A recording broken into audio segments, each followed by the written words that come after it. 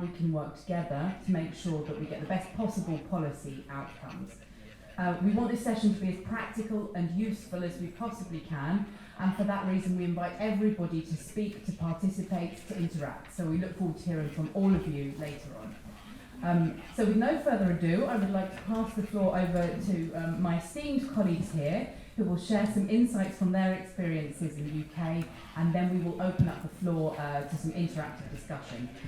So just to briefly introduce, we have the Right Honourable Alistair Burt, who I believe some of you know already. He's a former Minister of State for the Middle East, so he knows this area very well indeed, and we will pass the floor over to him straight away.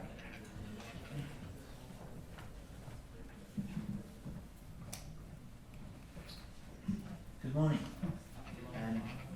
Thank you very much for this opportunity to come and share some things with you.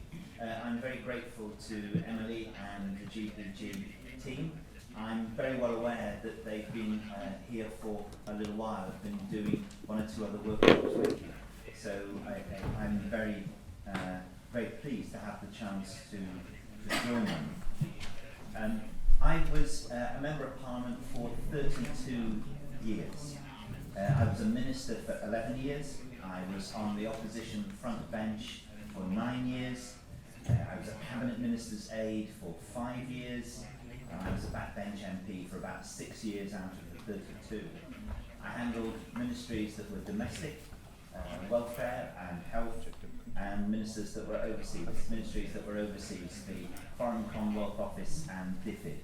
And in doing that, I was here as a regular visitor, as some of you will know, from 2010 onwards, with His Excellency Sheikh Khaled, the long-standing Foreign Minister, who has just stood down from that role. And of course, I also knew His Excellency Al-Latif Al-Ziani, who is now the new Foreign Minister, so I'm looking forward to making those connections as well. But in all that time, I faced a variety of different types of scrutiny as a minister. And I thought the best thing that I could do this morning is run through what goes through a minister's mind facing a question. And then other colleagues will take it up from the other side. Margaret from the point of view of the questioner, and then Jeremy the point of view of the institution and the structure. But I thought what I would do is tell you most honestly what goes through a minister's mind when they get a question to answer. We face all sorts of questions, and whatever your procedures and structures may be, I think these categories of question will also come up in your parliament that you will want to ask and want to raise with government.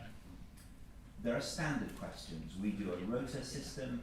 Every 4 weeks, ministers from a department answer questions about what may have come up in the ministry. These are questions that are announced in advance, and therefore the answers can be prepared in advance, and we have unexpected follow-ups to those questions through our oral questioning procedure. We have urgent questions, questions that arise on the day due to events that may just have happened. As Minister responsible for the Middle East, as you can imagine, I had a lot of urgent questions to answer as the events post-2011 unfolded, and some of those questions, of course, included Bahrain. You have informal questioning. Ministers will do informal briefings to members of Parliament in order to give them information, and again, that's a process in which they will gain information by questions being asked of me in a more informal setting. There's informal questioning from organised groups in Parliament.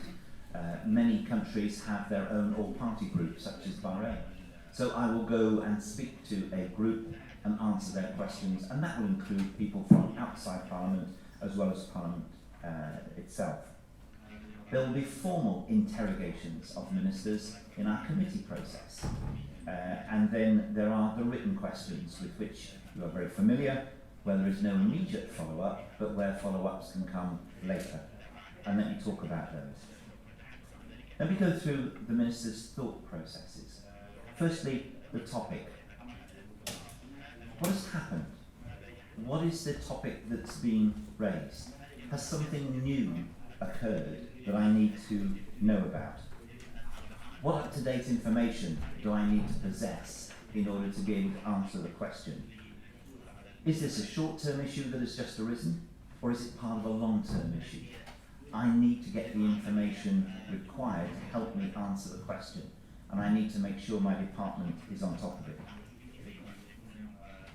Do I have to contact anyone in order to add credibility to my answer? For example, suppose as a minister I'm asked a question about an event that is happening in another country. I could answer it off my general knowledge, but my answer is going to be much better if I'm able to say to Parliament, within the last hour, I have spoken to our ambassador in such and such a place, and the ambassador tells me X. In those circumstances, the Parliament will know that I'm giving an answer based on up-to-date, immediate knowledge, and that forestalls a question from Parliament saying, well, what do you know about this minister? When were you last in contact with someone who knows something about it? So by taking that preparation in advance, I remove that line of questioning. So who do I need to be in contact with to give credibility to my answer? How newsworthy is the issue? I've got to think of that when I look at the question. Is this something that the questioner in Parliament is going to make a lot of? Is this a minor issue or a major issue? Therefore, do I need to consider what the media response is going to be from the department to the question? Has the question been raised by a campaign? Am I aware of a campaign that is going on? Has it been raised by an incident? I need to know all this before I can answer the question sensibly. Is it a government responsibility I'm being asked about? Or is it someone else's responsibility?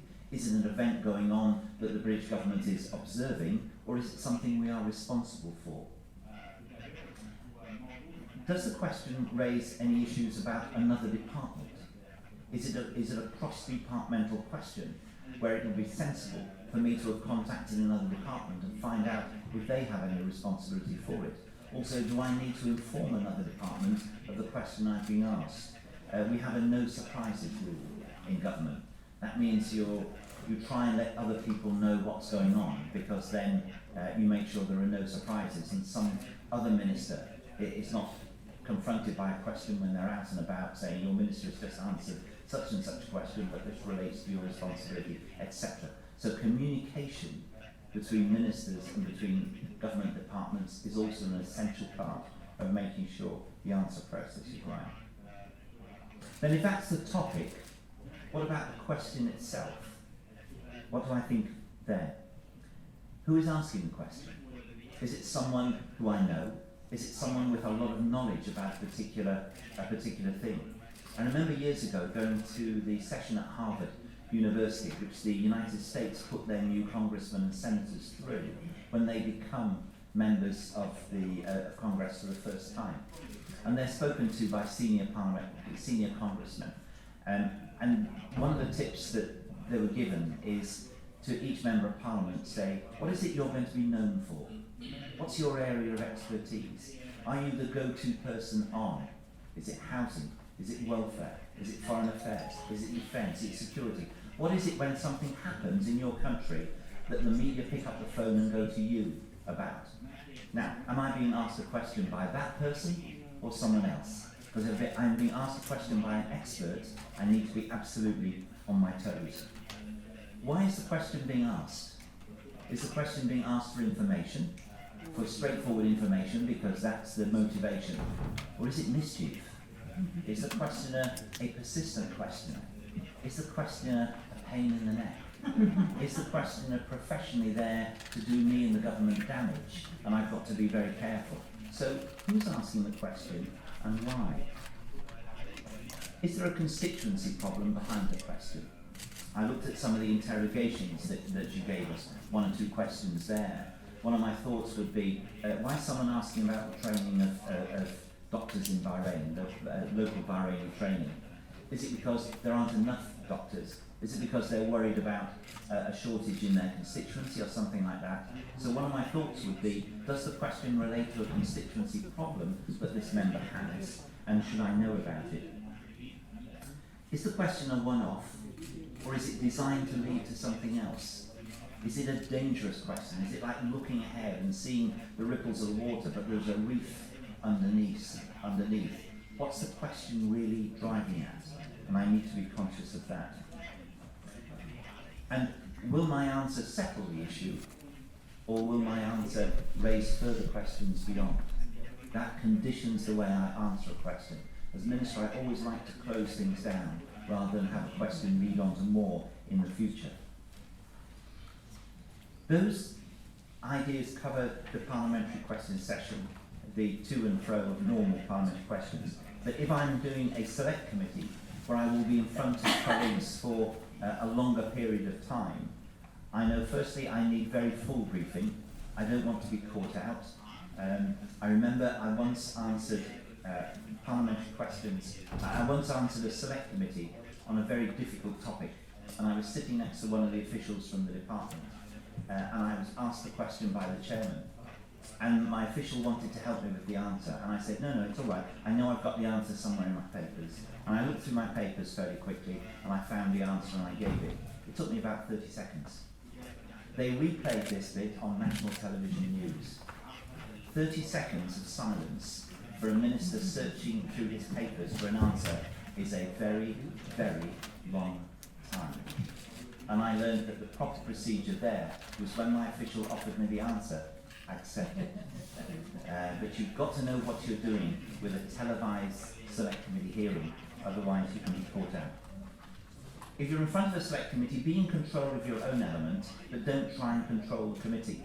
There was another occasion when a minister was being closely questioned about a particular difficult immigration issue, and she thought that she'd answered enough questions. And she said to the chairman of the committee, I think I've answered enough questions on this. There was a short, icy silence, and the chairman said, I decide when we've asked you enough questions, not you. So be in control as a minister of your own element of it, but don't try and control elements that aren't your responsibility. And as always, think of why you're in front of the committee. Are you in the dock? Have you or the department done something wrong? Are you there to provide information? Are you there to set the scene? All these things should go through a minister's mind when you're dealing with answering questions for you to do your job properly. And finally, the role and responsibility of answering questions. Firstly, as a minister, respect the process of Parliament. You are in Parliament for a particular purpose. If there is not the right degree of respect between the government and yourselves, then things will break down. So firstly, as a minister, respect the process. Secondly, don't pick unnecessary fights with people. If you're angry when you answer a question, if you belittle the questioner, if you try and be smart, they will remember and it will come back to haunt you. There will be times when you will need Parliament to help you and support you.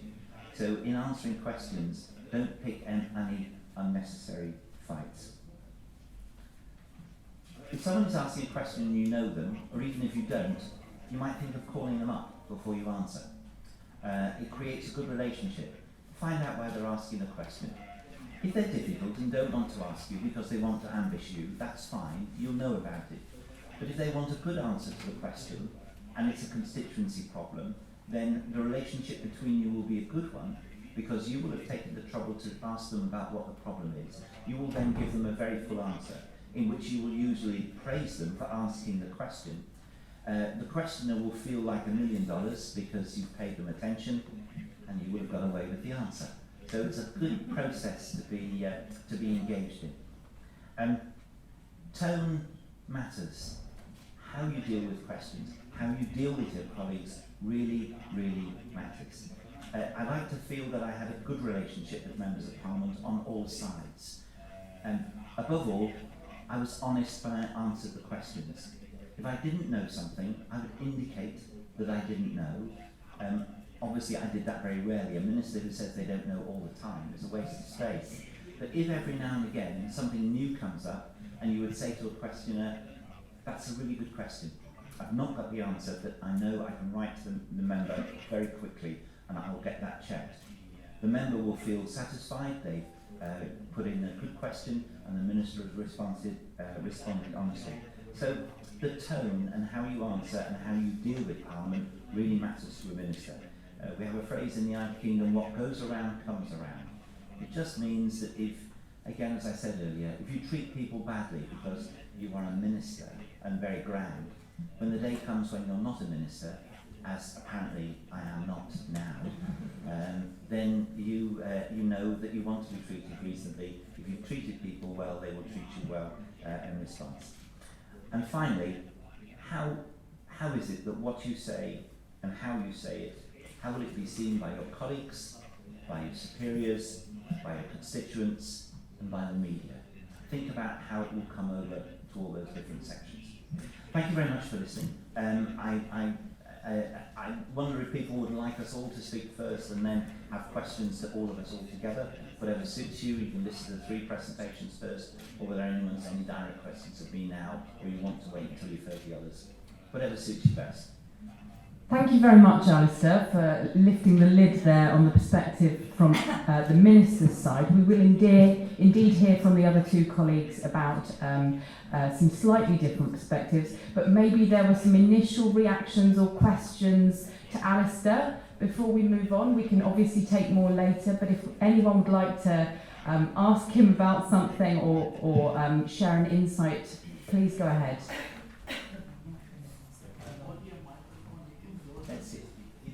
Maybe let's hear everybody. Okay, great. We'll move on then. So I'd like to introduce Margaret, who many of you know very well. So Margaret Curran was a government minister, cabinet minister in the Scottish Parliament, and in the shadow cabinet in the UK Parliament as Secretary of State. So she will share some more insights from the ministerial side that we can all bear in mind. Thank you, Margaret. Thank you very much, and I just noticed that for the photograph of myself. Can I say how pleased I am to be back in Bahrain and how welcoming you are, and I very much appreciate our growing friendship. I am particularly pleased because it is so warm here and it is snowing in Scotland at the moment, so I think I might stay, if that would be okay. I wanted just to emphasise and draw some reflection on my experience as a member in the Scottish Parliament and a member in the United Kingdom Parliament, and think about it from the perspective of the member asking the question.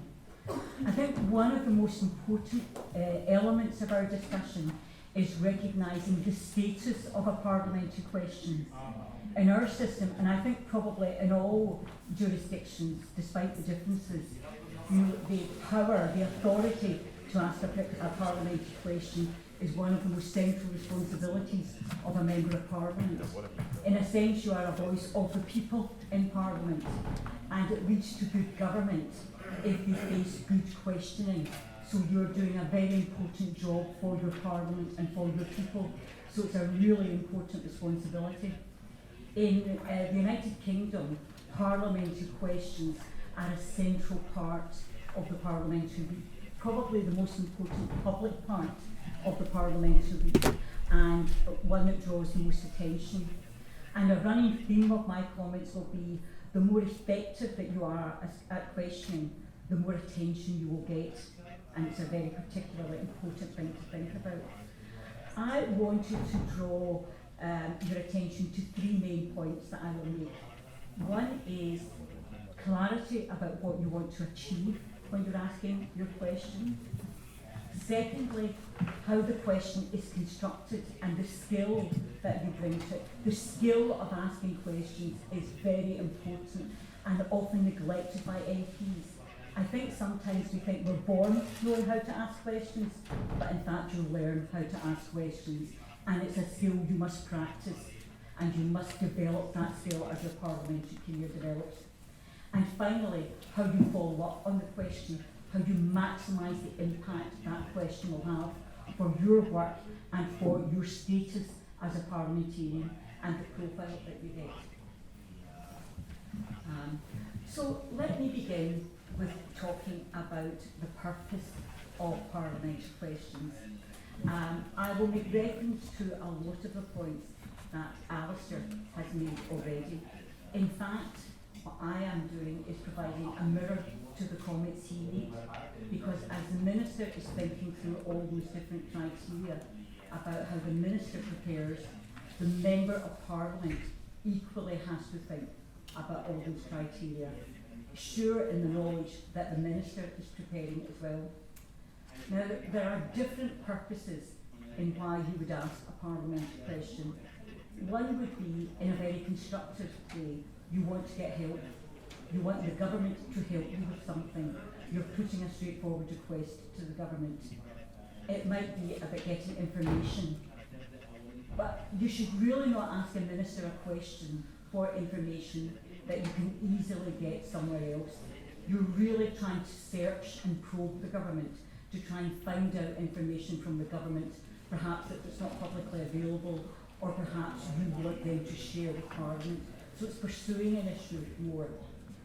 You might want to, demonstrate to your constituents that you are raising something of great importance to them, and you are using the platform of Parliament to raise that question for them. You also might want to be, as Alistair so delicately put it, you want to be a pain in the neck to government. You might want to demonstrate to government that they have something wrong. And that is very natural in government-parliament relations. It is the purpose of Parliament to test and probe and stretch the government. It's a really important part of parliamentary duties. And again, as Alistair says, that's very much about the tone that you strike. When I was trying to be a pain in the neck to ministers, it wasn't that it was personal. It wasn't that I thought they were dishonest individuals, but it was about trying to get the government to understand that perhaps their policies were not working in the way that they should be working. There might be a gap in the government service. There might be a problem that they don't understand. They might not understand the perspective of people in the country because they're so busy in government. So it's a very important platform to press the government, to stretch the government. So think through about the purpose of that, about why you're asking the question. But probably the most important point I will make to you today is to think about how the skill that you use in asking a parliamentary question. And the most effective people at that are those that have mastered that skill. And I remember when we received training ourselves when we got elected about how to ask parliamentary questions. And if we were given one piece of advice, it was keep the questions short. The more focused, the shorter, the more precise, the more difficult it can be for government to wriggle out of something and avoid answering, but also the easier it is for the public to understand what you're trying to say. The media are more likely to respond to it. It's easier for you to put perhaps in a WhatsApp message or in public communications. So today I asked the Minister how many doctors had been employed by the government in the last 3 years. It's a very precise question. You're asking for a very clear answer.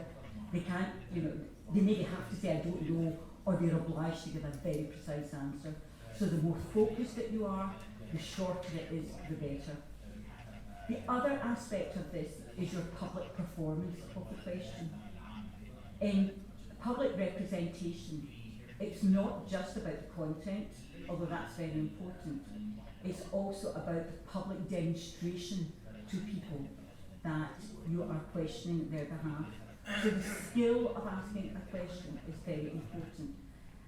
Many members practice their question, they rehearse their question, they learn it off by heart, and in a sense, when they're in the chamber, they're acting because they know it in their head, and they are often the most effective. And again, as Alistair says, that's not just about sometimes in the plenary session when all eyes are on you. It can also be on committee. You can use those skills in many, many different settings. So how you stand, how you breathe, how you actually say the question is very important because it will have an impact on the chamber. People will turn to listen to you. The minister hears you very clearly. The media pick you up. So that skill is very important. And my advice to new members would be learn how to do that. Practice it, rehearse it, write it out, get help if necessary. The most effective parliamentarians are those who have done that. And finally, it is the follow-up to the question. why are you asking the question? It may be you just want to have an impact on the chamber. You might want to embarrass the minister. You might want to be funny. You might want to draw attention to your own skills. But usually it's because you've got an issue you want to pursue on behalf of your constituents. If you've asked a question on behalf of your constituents, tell your constituents that you have asked that question and make sure they know about it. Maximise the publicity you can get from it. If you get a helpful answer from the minister, and again you can approach the minister ahead of the question and say, I could easily have gone to Alistair and said, I have a real problem with my constituency with housing. I'm going to ask you about it. If you could give me a helpful answer, tell me that you're going to do something. That would be very useful for me, and often you can come to that kind of arrangement. Immediately I've got that answer, I will publicise that, I will get on to my constituents. So that's usually what most questions are about. They're usually about raising a constituents issue.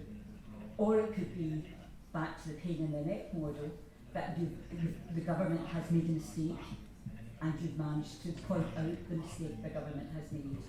Or the government has a gap in their understanding and you've pointed that out. So, just in conclusion, I just wanted to say parliamentary questions, vital, absolutely vital to the parliamentary week and the parliamentary calendar. It's often the way the public sees Parliament. They see ministers, so it's a huge responsibility, but it's a huge part of your work. You can really get some good answers and really help you pursue your agenda. And all politicians want profile, we all want attention. It's a very good way of getting attention that you're good at it. But it is about the heart of accountability. And it's like the partner of what Alistair was saying. That's how a good minister would handle questions. But for a minister to be good, you need members of Parliament to be good and effective. And it's the other side of accountability. And it's a vital tool of oversight. And good ministers appreciate good, tough questions because you lead to a better result and you lead to better governance for the country.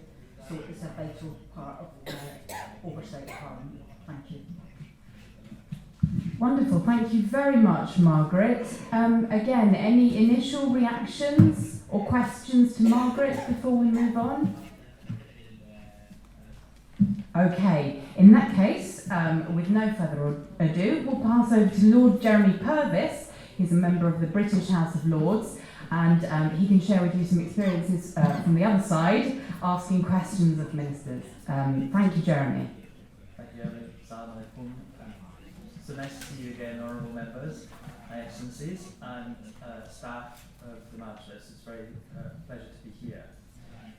So from Alistair's perspective as a minister answering questions, and Margaret's from a perspective of being, I would say, not just as I'm a friend of Margaret, but as a really effective questioner in Parliament, but also when Margaret was a minister in the Scottish Parliament, she would answer my questions.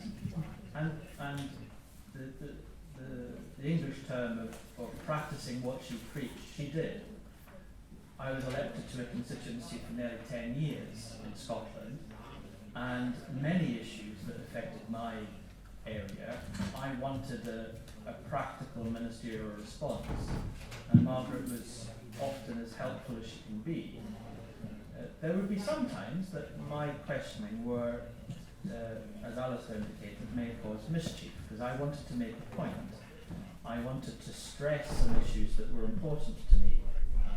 But I want to share some thoughts with you about what then the impact of this is on the other parts of the entire administration and public service within the UK.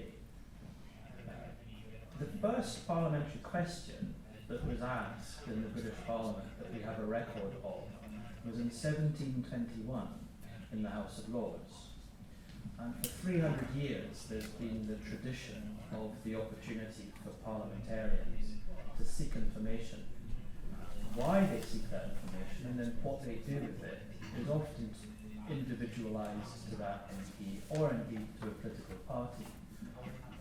From the 1850s onwards, these questions have been put onto the audit paper, So we now have 150 or so years of being able to trace back to the type of questions that were asked in Parliament. And then fast forwarding up until the year 2000, what we have, which is not the same here in Bahrain, but in the year 2000, the UK Parliament passed the Freedom of Information legislation.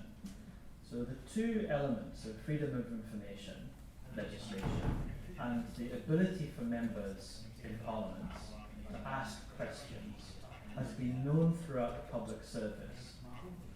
There would be very frequently many discussions in local authorities, in health authorities, in housing authorities, in public bodies across the whole piece.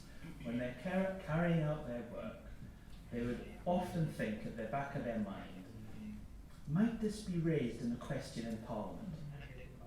And often at a very early stage of working, they would know that an MP would be looking at the way that that public body was operating, because the constituency MPs would have an interaction with that public body as to how their work affected their constituents.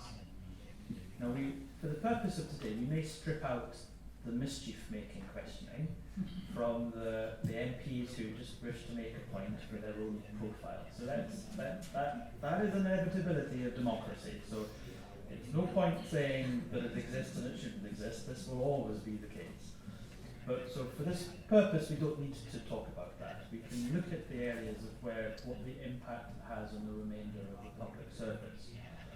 So often the public body will know that the MP has the ability of raising this issue in Parliament.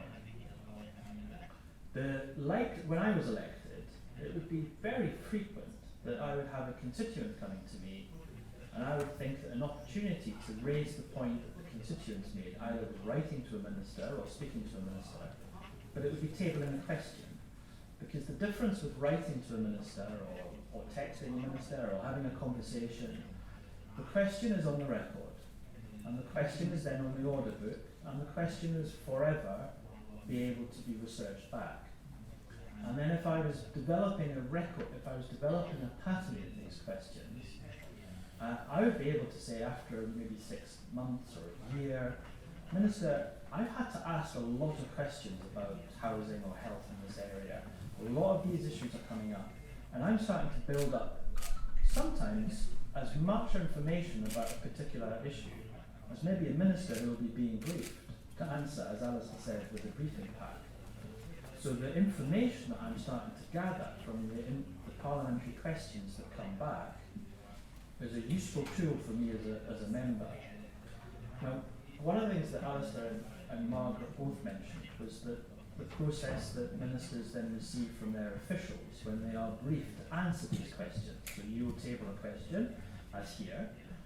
So there is a process that we have that starts as soon as that question is tabled. Alistair indicated we have written questions and we have oral questions. Similar written questions that you have to yourself. But perhaps the difference is that on a typical day in the Westminster Parliament, there's probably between 350 to 400 written questions tabled. So that may be slightly different from Bahrain. And that's a typical sitting day. They've gone up and they've gone down over the years. They've gone down slightly after our freedom of information legislation passed. And then on every sitting day in the House of Commons, there will be the opportunity for 25 oral questions and 10 topical questions within an hour in protected time for questioning. My chamber in the House of Lords, the beginning of every sitting day, has 30 minutes, of which 4 questions will be asked. And the difference that we have is that many of the questions that are actually asked are supplementary questions to the minister, where that question is not given in advance. So the ministers, both Alistair and Margaret, we will see them with a very big, thick folder when your ministers come to your chamber and similar. That is a briefing pack that the officials will think, what possibly could any question be asked on this topic? And how that pack is put together, very frequently, the officials will go back to the public bodies to give them the information as to what potentially can come back. So the public bodies know that this issue is being raised in Parliament, and the leaders of those public bodies constantly think, is this going to be raised? Might a member ask these questions? The other linked component of that, I wanted to show you in just 1 second a link from our Parliament. But the benefit for the member raising the question is not just for our own benefit to get some information. It's then who uses that information and how valuable that factual information is. NGOs, constituents, other organisations, because this is all on the record when it's made in Parliament.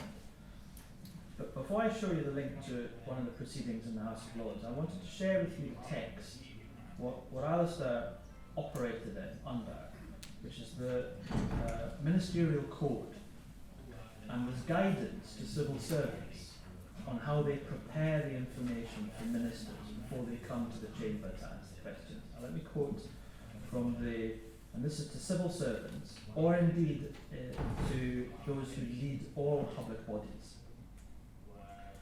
Never forget ministers' obligations to Parliament, which are set out in the ministerial code. It is of paramount importance that ministers give accurate and truthful information to Parliament, correcting any inadvertent error at the earliest opportunity. Ministers who knowingly mislead Parliament will be expected to offer their resignation to the Prime Minister. Ministers should be as open as possible with Parliament and the public, refusing to provide information only when disclosure would not be in the public interest. And there are some specific tests which have to apply for the public interest. That's not a minister's discretion to say, that's going to be difficult for me to answer that, so it's not in the public interest. There are some clear tests that have to be met. So the assumption is openness and transparency and giving a full answer. Sometimes on sensitive issues there will have to be a number of questions asked. And I wonder if the link might be able to be open. Shadow, could we have the link? Thank you. And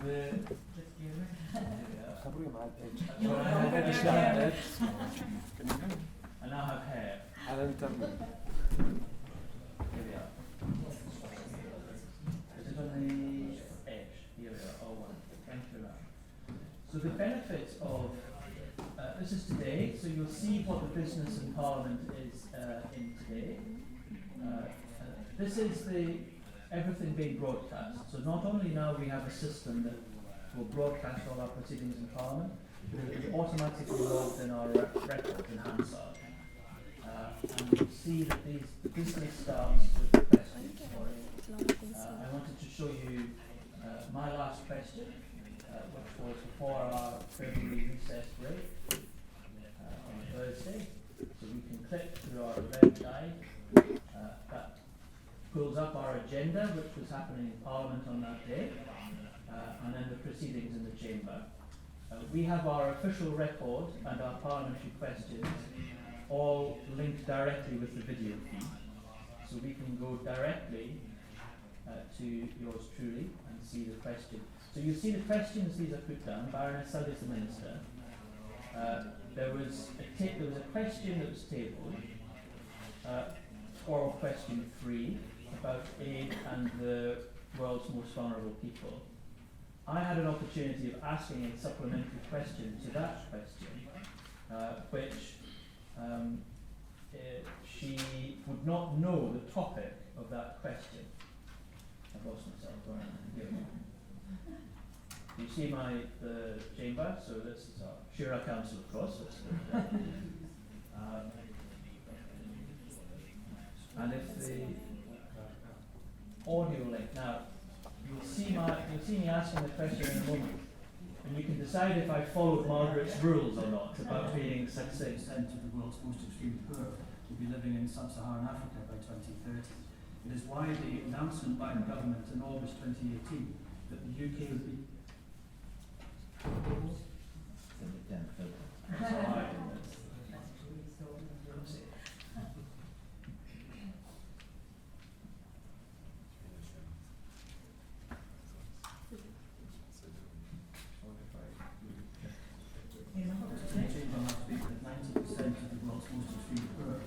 living in in sub-Saharan Africa by 2030.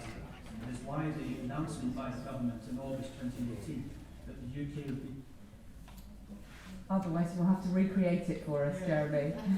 What did you go on to say? I went on to say that the Minister the previous week had, in a debate, mentioned the fact that 90% of the world's poor will be in sub-Saharan Africa by 2030. I took part in that debate. There had also been an event in London connected with Africa investment, of which the former Prime Minister Chargers G7 invested in Africa by 2022 is such a significant target. That target, without any announcement, has been dropped and replaced by language now, as the Minister said last week, to be impactful, or as in the report of the Africa Investment Summit, an investor of choice. If Global Britain is to mean anything, it must be that our word is our bond to the world's most vulnerable. So I want to ask the Minister a very simple question. Why has this target been dropped? And then she went on to give an answer, but it was not an answer to the question that I asked. And the two things that followed from it, so that apart from the glitch in the technology, I raised the issue, and I wanted to ask a question which was both difficult for the Minister, but not give an opportunity for her to avoid answering the question, because I wanted to know. I wanted to both know factually, because I wanted to pursue this. I also wanted to raise this, because I was not happy that it had been dropped without the government making a public statement. So two things followed from this. One, I was contacted by a number of organisations that were linked with investment in Africa and global development. And the second thing, so you've seen this is the Minister now responding. My Lord, on climate, we of course have announced the doubling of our UK International Climate Fund. So she mentioned climate, which I didn't ask about, and she knew it. And she's reading from her prepared notes, and this is to make sure she's got enough to say if she's asked a difficult question.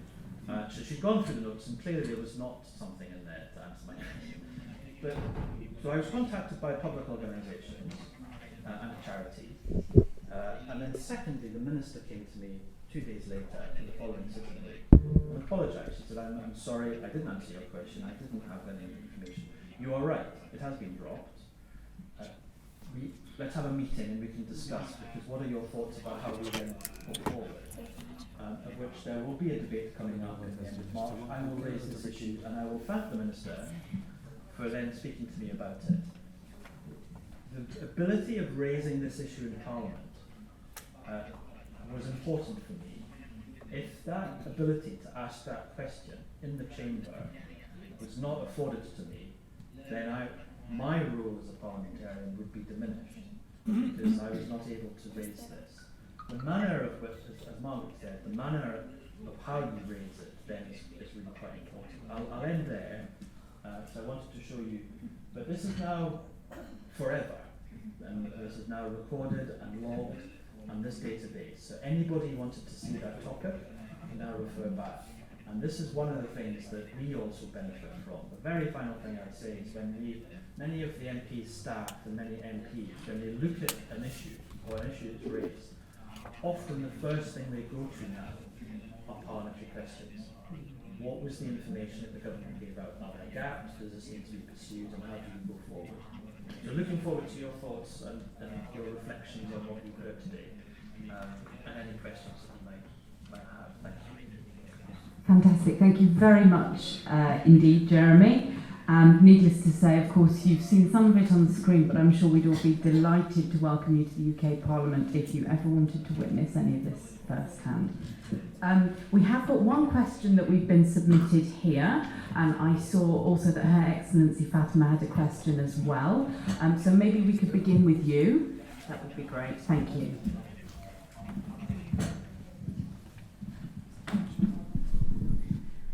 أهلا وسهلا فيكم جميعا. بالنسبة إلى السيدة مارغريت،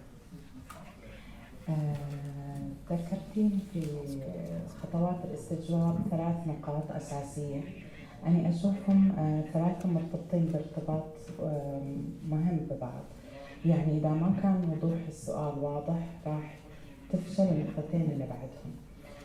النقطة اللي كنت أبغى أسألها، إحنا هنا في البرلمان حسيت إن في عدم وضوح في أسئلة الاستجواب، عدم وضوح الهدف من الاستجواب. فالنقطة الثالثة المهمة اللي هي ذكرتينها سمعتكم، يجب أن تحافظوا على سمعتكم.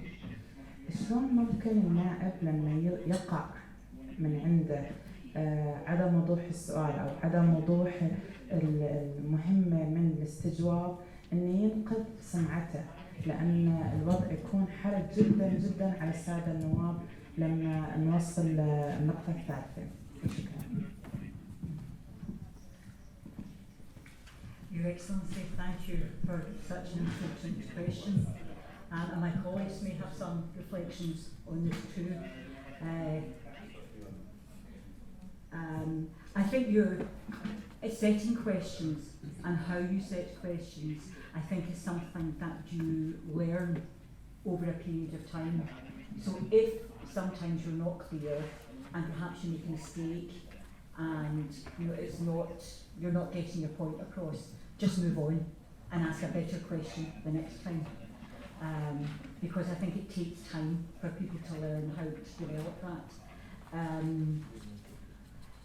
I think it's important. I mean, the 3 steps are important in order to address those issues that you raised.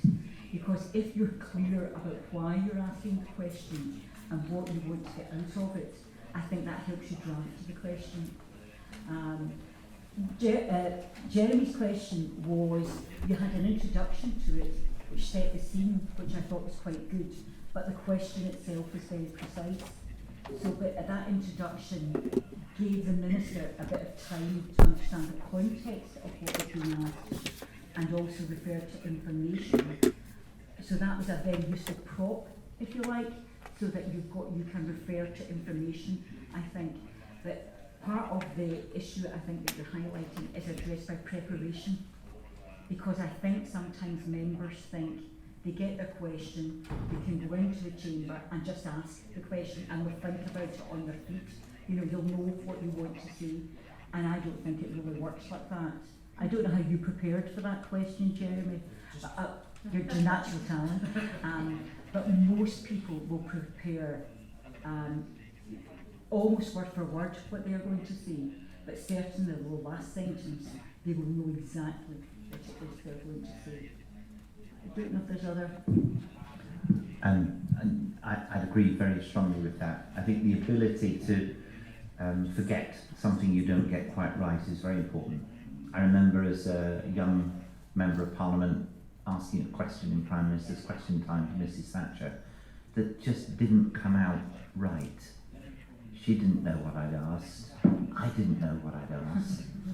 And as soon as the session was finished, I walked out of the House of Commons, I went for a walk in the park, and I forgot it.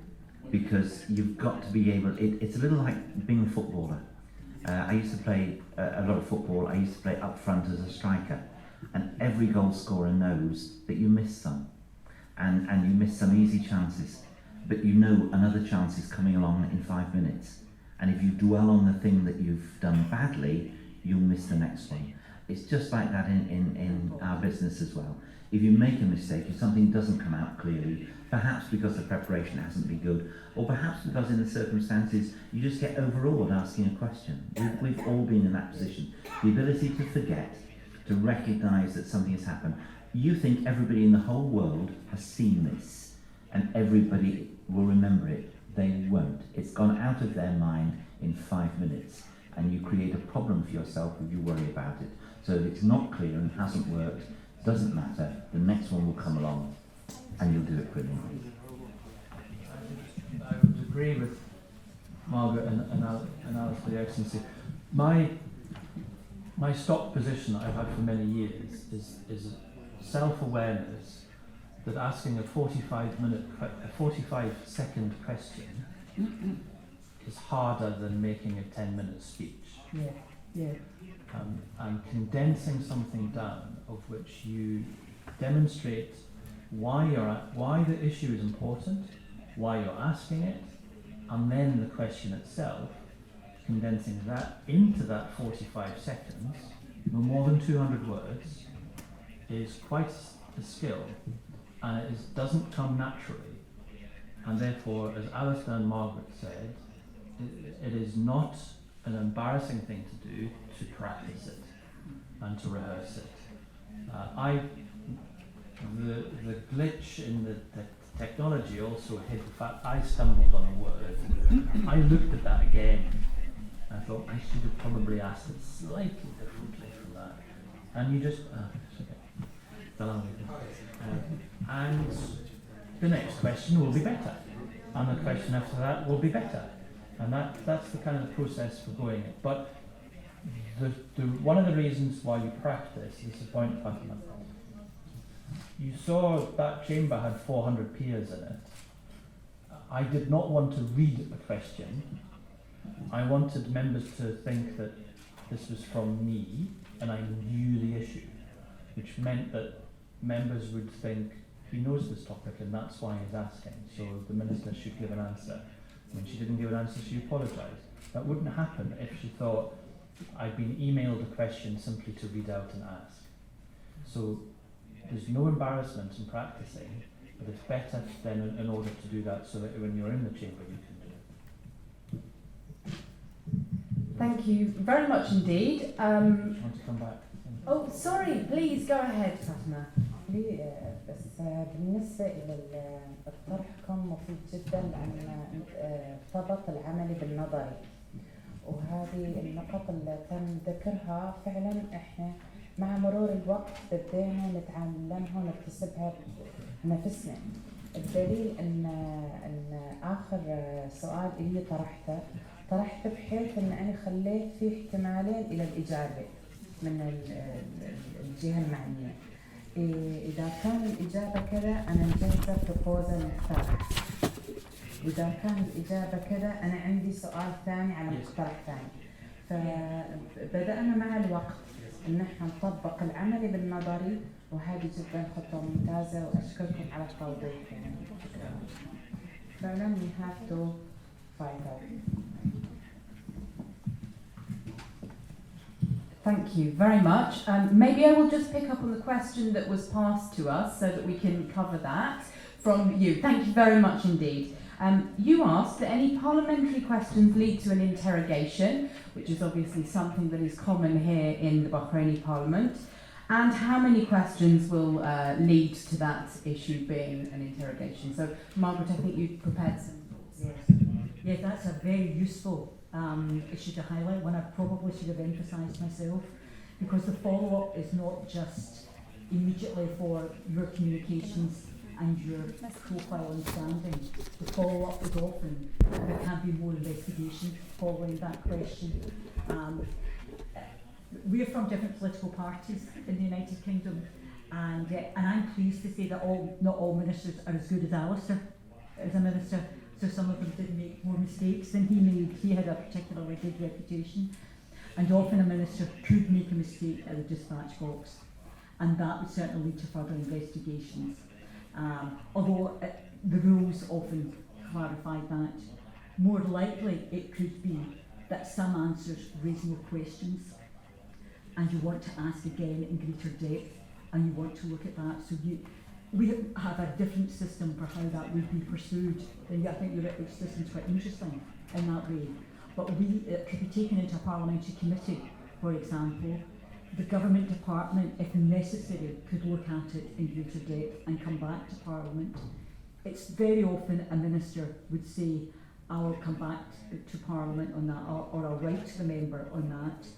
But often the member will come back on a question at the next question time, or continue pursuing it, or a colleague will pursue it if it's not properly answered, and you really think there's something going on here, there's an issue here that needs to be addressed. So there's that approach. There also is, and this was Jeremy and I's experience, I think we mentioned this before when I was a minister. Jeremy assiduously raised questions about housing provision in his community, and I was regularly having to answer them. So I had to prepare and think about the statistics, and you begin to think, I'm getting lots of questions about this. There is an issue here, there's a problem here that as a government we're not addressing. We need to think about this.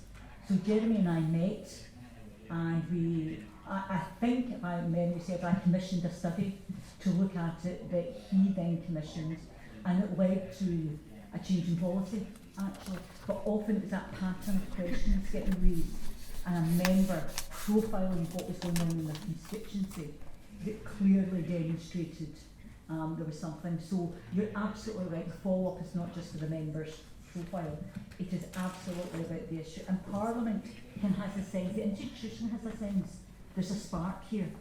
This has touched a nerve in the Parliament, in the country. The government thinks, yeah, we need to do something here. So, and it's quite right that members pursue that issue. If a member is not satisfied with the answer and thinks there is more to do here, they should pursue that. No, thank you very much indeed. Do we have any other questions? Yes, Your Excellency, please go ahead. Thanks. I would like to thank you for your presentation. It's very interesting. And from aspect of sharing experience between us and you, actually, I want to report something from my experience in the council. Actually, we do have two entities. One entity is in charge of 90% of the investment in Bahrain, and small units charge of, let's say, 10% of the investment in Bahrain. Actually, my purpose from the question is just to put highlights on the investment and to take care and more governance on both sides. So I started with 10% and I sent to the press.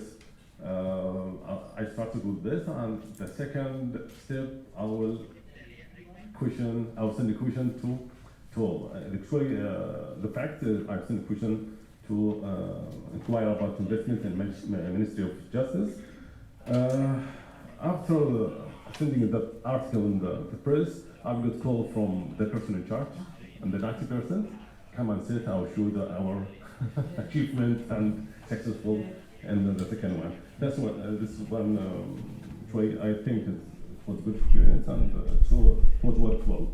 The second thing I heard about an offer communication with the ministry. I don't know what is the minister accountable for any information gained from informal communication?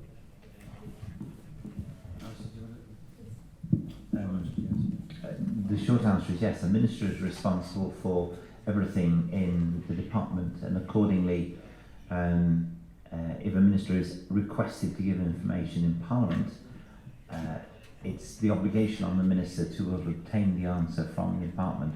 But if something is wrong, it is the minister who is held accountable publicly. Internally, that may be different, but we have had occasions when ministers have lost positions or been criticised for information which they gave, which they could not possibly have been able to contradict inside the department. But what it ensures is a rigour of accountability all the way through the system. But the short answer to your question is, I would feel responsible for the actions of the department in my portfolio area, yes. I was not clear. In case of the question can raised individually between me and the minister. There is no witness and it's not documented. Even I cannot use or raise it up and use another tool from parliamentary. Depends on the relationship between you.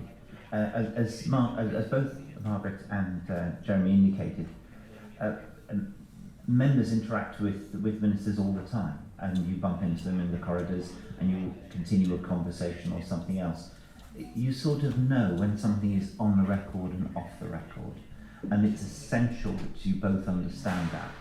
If you have a casual, friendly conversation and it then gets reported publicly, or you choose to take a bit of confidential information and make it public, you will never ever have a conversation with that minister again, and you will never get anything done for you. You have to understand what the boundaries are. But if you share a confidence with each other, the normal process is you follow on. If you want to take it further, if you said, look, you gave me a very good piece of information the other day that's not been out there, can I ask you a question, and can I put you on the spot on that next week? And I'm giving you notice I'd like to do that, then you've got the right relationship. So not every interaction without anyone present, between a minister and someone else, it can be taken public. But it's a common sense thing between colleagues to know where boundaries lie. But a golden rule is, if you intend to make anything public from a conversation, approach the minister first and say, that was really interesting what you said the other day, I really think it should have some extra coverage. The minister may say, look, I gave you an off the cuff comment, just let me check the numbers I gave you because I think it's accurate, and if it is I'll tell you, but if not let me correct it, and then embarrassment is avoided all round. I want to add one thing to that. I totally agree with Alistair. From often my perspective is that I have valued good relations with ministers. I'm a member of a political party, so there are very differences, and my party normally in my career has been in opposition. So therefore sometimes developing a good relationship with the minister has been very important. But it is, the vehicle for that is primarily based on a degree of respect, but not necessarily friendship. The reality, it may be different here in Bahrain, but the reality, so for example, my question was on Africa. I've been in the House of Lords for 7 years, and there have been 6 ministers for Africa. There's been 6 secretaries of state for development in 5 years. So the average period that a minister will be in office in that department has been 9 months. So my relationship is with government, not necessarily the minister, because the minister, Alistair's been around forever, and we can trust Alistair. But not all like Alistair though. But I'm not asking about Alistair as such, I'm asking about Her Majesty's government. And because I want as much as possible to be on the record. It's also very helpful. I've been in the House of Lords or being elected as a member in the Scottish Parliament now, this is 17 years. I want to be able to find out what I asked, because I can't remember. And the danger with doing everything by WhatsApp or by phone calls or meetings is that you can forget, or a record hasn't been taken. And it might not be to embarrass the minister that they've not acted on something, but it's a case of a record of, well, this was a commitment by government, and what's happened to that commitment?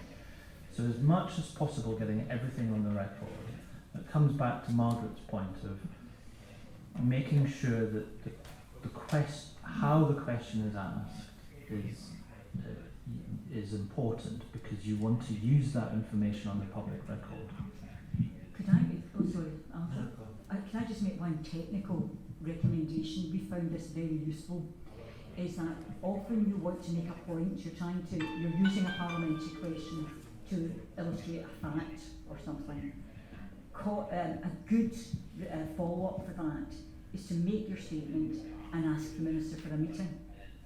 As a result of that, would the minister be prepared to meet with me so I can blah blah blah. That meeting, the ministers will usually always agree to that, or allocate someone to meet with you.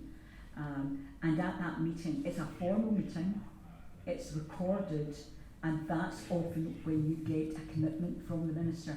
So, and it's, as Jeremy says, it's the system responding to you, it's not just that individual. So I agree that we would put investment into, or we would look at investment into housing in Jeremy's constituency.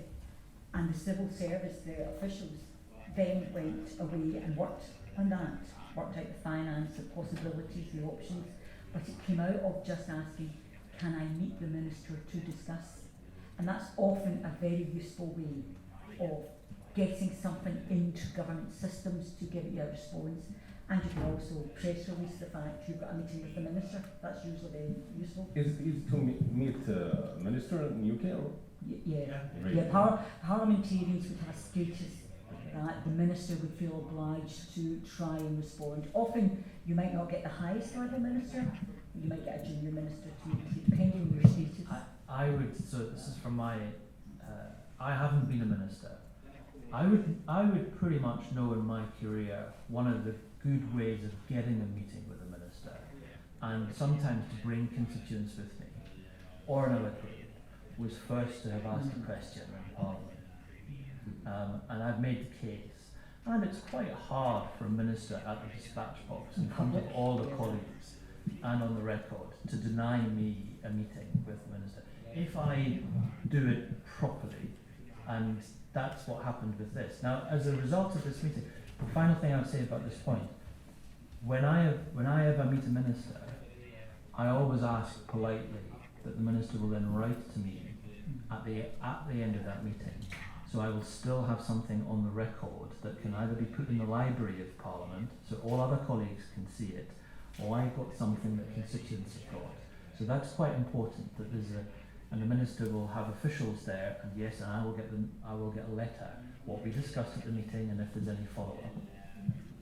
It's, in my experience, it's very, very rare for there to be a good reason not to see a parliamentarian who asks to see you. Because if they're smart, they will keep asking you. And then sooner or later, you have to concede. And then people say, well, why didn't you see me months ago? It looks bad, as Jeremy says. If you're asked in public for a meeting, particularly for a meeting with constituents, there is only one answer. You say, yes, of course you do. Because even if it's going to be a difficult meeting, and there are civil servants who will warn you about this, and I was in the habit of getting messages from my team saying, this will be a difficult meeting. To which my response was, that's my job. If meetings were simple, there'd be no point in me being here. The whole point is, I can handle a difficult meeting. That's what I'm trained to do. And but colleagues are absolutely right.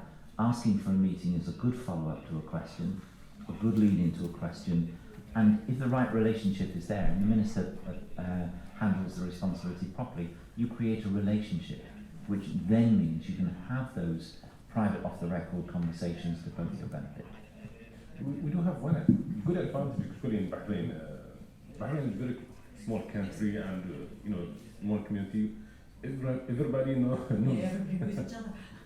each other, and more likely, many parliament members do have a relative relationship with some ministers. We will reach to this extent. The emotion play a big role in handling even the question. One more query, or not query, can consider it as a question. You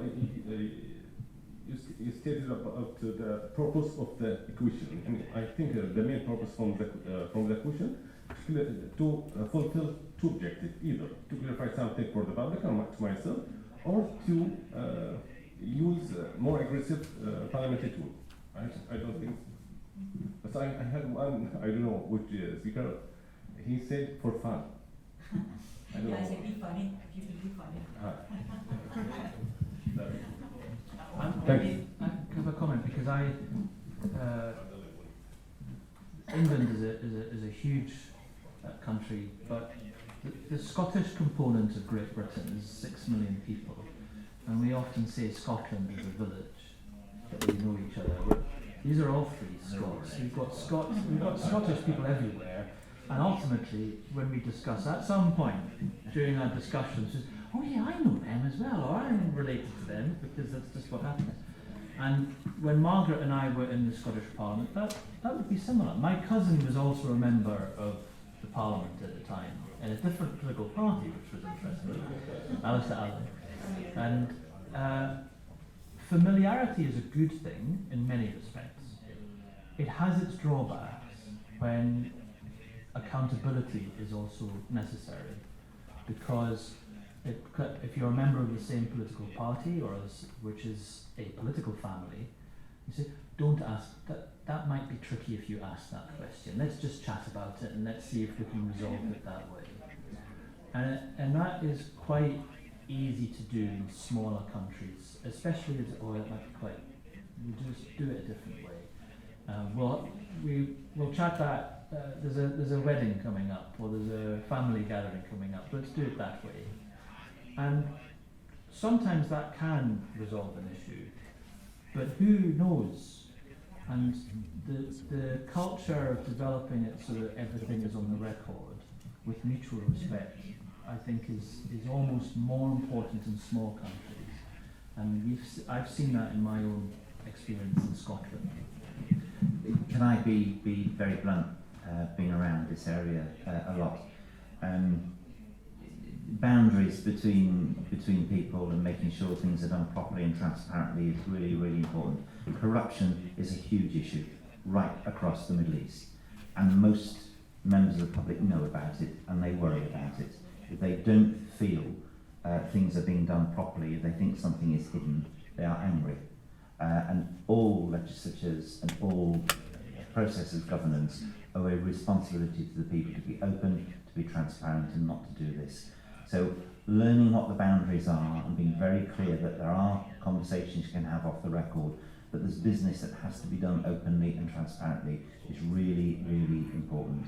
And we are all aware throughout the region that whatever other issues and conflicts there may be in society, at the heart of quite a lot of it is a sense from the public that they are not being dealt with fairly and straightforwardly.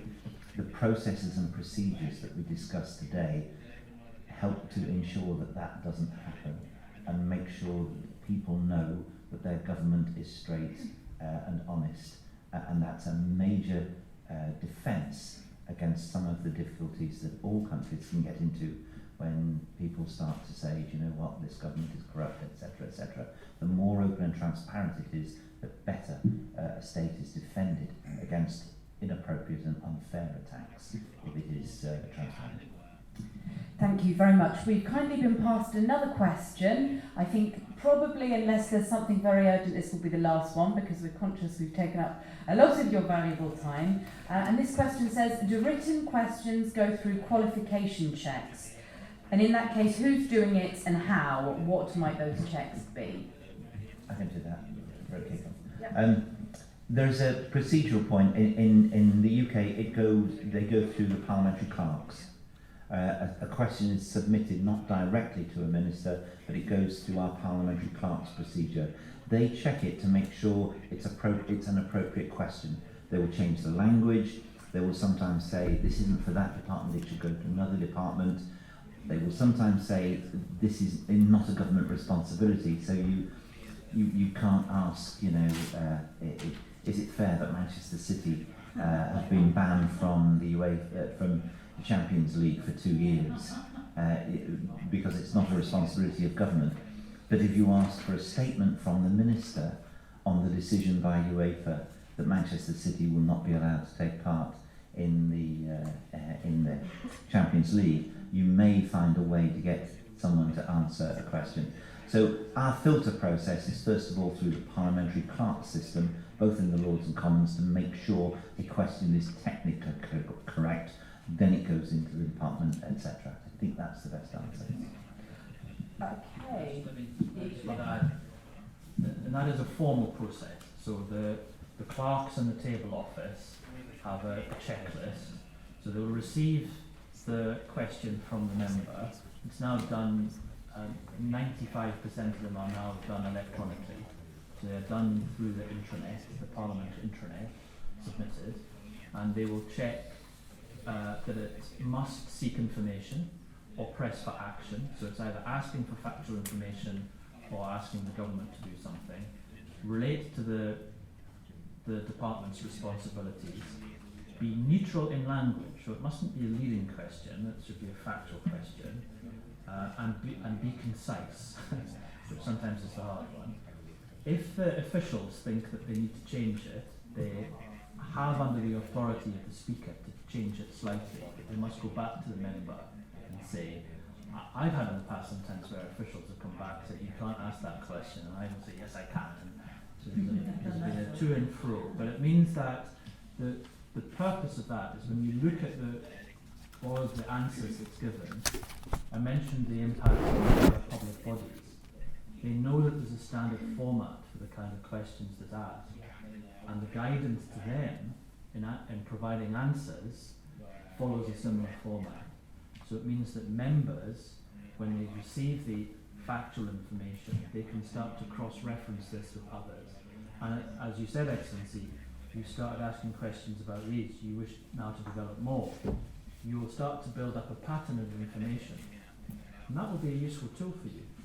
And therefore that can lead on to other information, and the consistency in questioning and the consistency in answers is therefore important.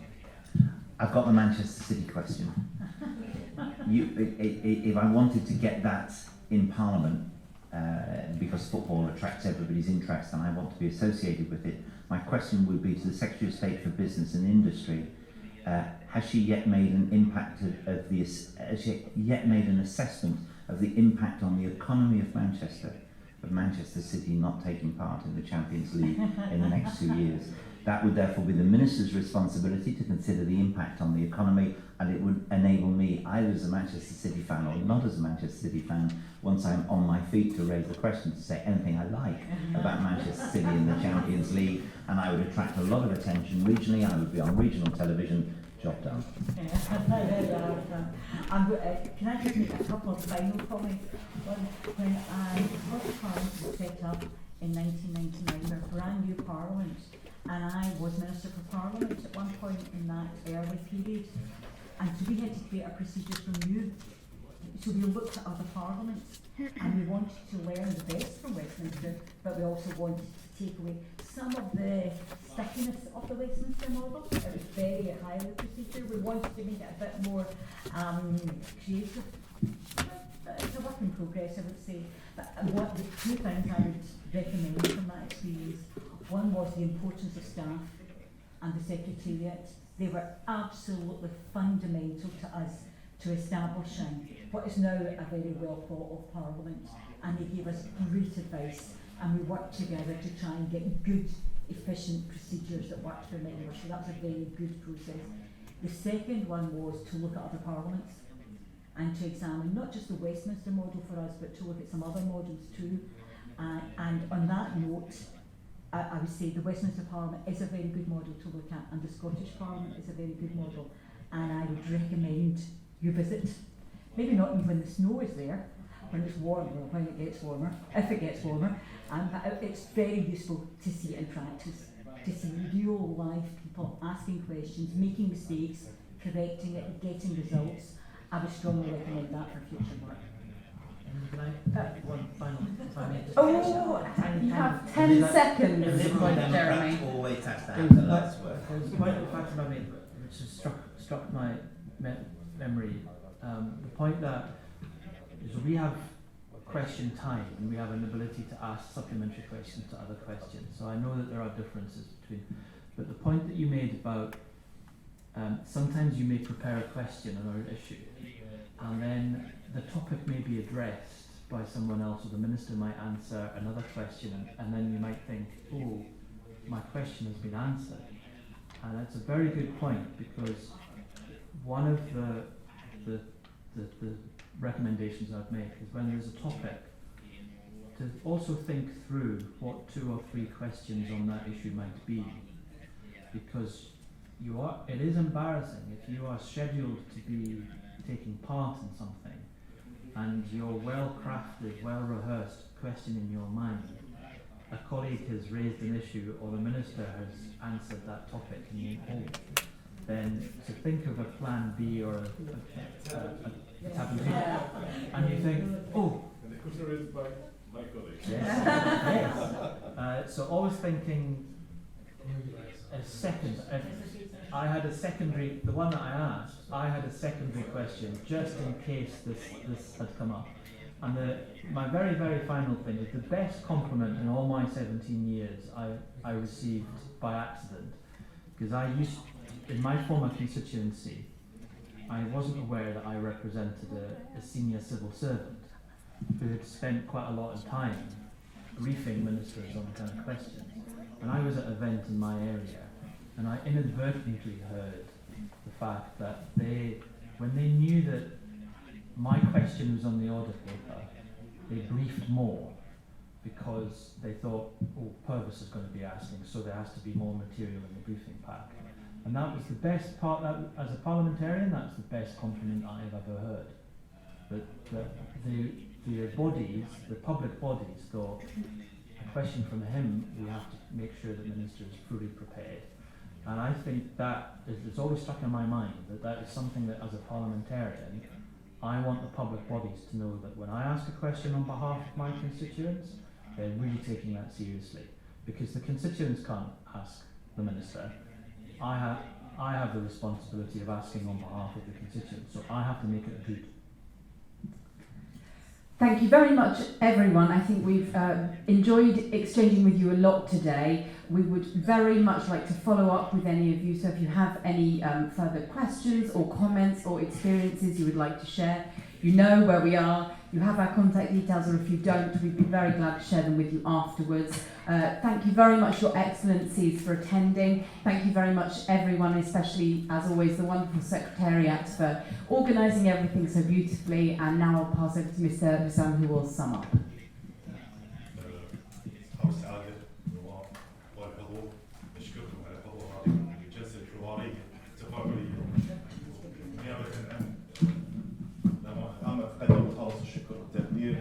التعاون المثمر ما بين الجي بي جي مؤسسة الحوكمة على اللي قدموه من خلال 3 محاضرات و3 ورش تفاعلية كانت بين أصحاب السعادة النواب وممثلين عن مؤسسة الجي بي جي، كانت مثرية للحديث والنقاش بين التواصل ما بين أصحاب السعادة النواب والمجتمع، ثم انتقلنا إلى تفاعلية اللجان البرلمانية، ثم ختمناها بهذه الجلسة الحوارية الرائعة اللي صار فيها تفاعل وكانت منطلقها الاساسي كيفيه التعاون ما بين الادوات الرقابيه الموجوده في البرلمان البريطاني والبرلمان البحريني. مثل ما هم قالوا عندهم تجربه